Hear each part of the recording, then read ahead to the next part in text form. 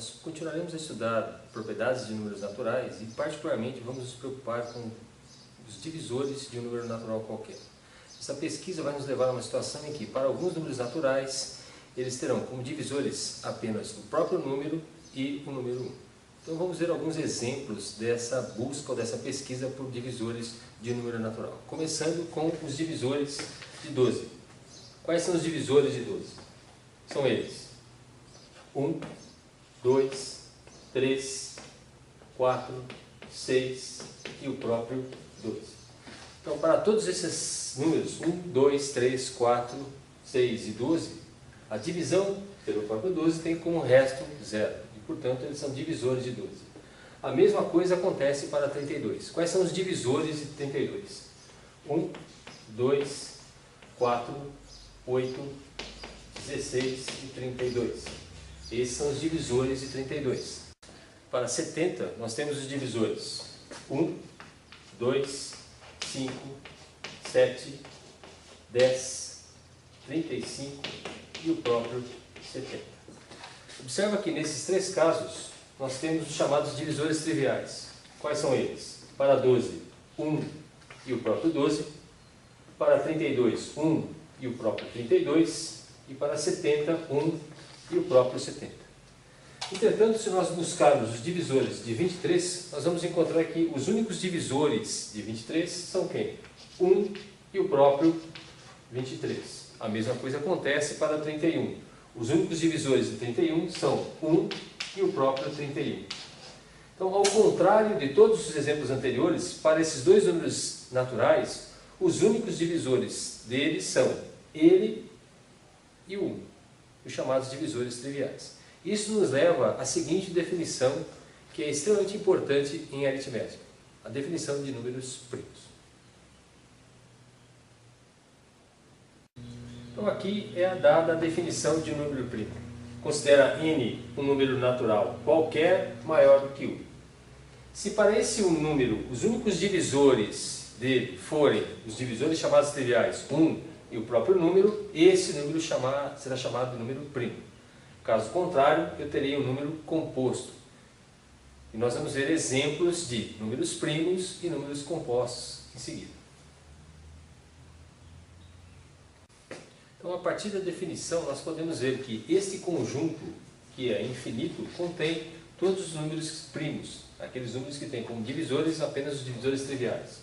2, 3, 5, 7, 11, 13, 17 e assim sucessivamente.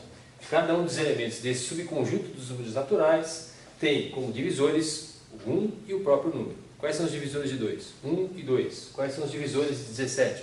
1 e 17 e assim por diante. O número é chamado composto quando ele apresenta mais do que dois divisores, os chamados divisores triviais. Por exemplo, 15, além dos divisores triviais 1 e 15, tem como divisores 3 e 5. Da mesma forma, 28 é um número composto porque, além dos divisores triviais 1 e 28, ele tem como divisores 2, 4, 7 e 14. Identicamente, 120 é um número composto, porque além desses divisores triviais 1 e o próprio 120, ele tem uma lista que começa no 2, passa por 3, 4, 5 e assim sucessivamente, até 60 como divisores de 120. Então, todos esses três e uma infinidade de outros são números chamados compostos, porque além dos divisores chamados triviais, ele tem outros divisores diferentes, distintos. Ao contrário de um número primo, que admite apenas como divisores os chamados triviais, 1 e o próprio número. Vamos aplicar o teorema fundamental da aritmética para obter os fatores primos que compõem ou constituem um dado número natural qualquer. É importante lembrar alguns dos critérios de divisibilidade que nós estudamos anteriormente e que facilitarão nossos cálculos nesse processo. Começamos com um exemplo de 4.200. 4.200 é um número par, portanto divisível por 2. De modo que na divisão nós obtemos o quociente 2.100. 2.100 ainda é um número par e nesse quociente nós obtemos 1.050. 1.050 ainda é um número par e nessa divisão eu obtenho 525. Note que agora 525 não é um número par e, portanto, eu tenho que pesquisar na lista de números primos qual é o próximo fator primo que aparecerá nessa decomposição. Aí nós lembramos do seguinte fato: 5 mais 2 mais 5, 12, é um número divisível por 3. Logo, 525 também é divisível por 3. E nós obtemos como quociente 175. 175, por sua vez, não é divisível por 3, porque a soma dos seus dígitos, 1 mais 7, 8 mais 5, 13, não é divisível por 3. Mas, como ele termina em 5, é divisível pelo número primo 5, obtendo como quociente 35. 35 é divisível novamente por 5, obtendo-se o quociente 7, e 7 divisível por ele mesmo, obtendo o quociente igual a 1. Então, na decomposição em fatores primos de 4.200, eu percebo que eu tenho como fatores primos que constituem esse número 2, 3, 5 e 7. Sendo que o 2 aparece 3 vezes, o 3 aparece uma única vez, o 5 aparece 2 vezes e o 7 aparece uma única vez. E assim, 4.200 é o produto dos fatores primos 2 elevado à terceira, 3 elevado à primeira, 5 elevado à segunda potência e 7 elevado à primeira. O mesmo raciocínio se aplica a 5.040. 5.040 é um número par, portanto divisível por 2. E o quociente obtido, 2.520.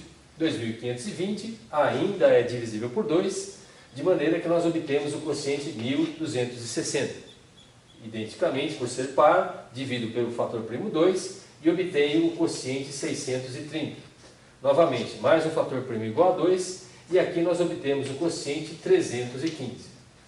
315 não é um número par, portanto eu esgotei todos os fatores primos iguais a 2. E vou pesquisar na lista de números primos qual é o próximo primo que nós utilizaremos nessa decomposição.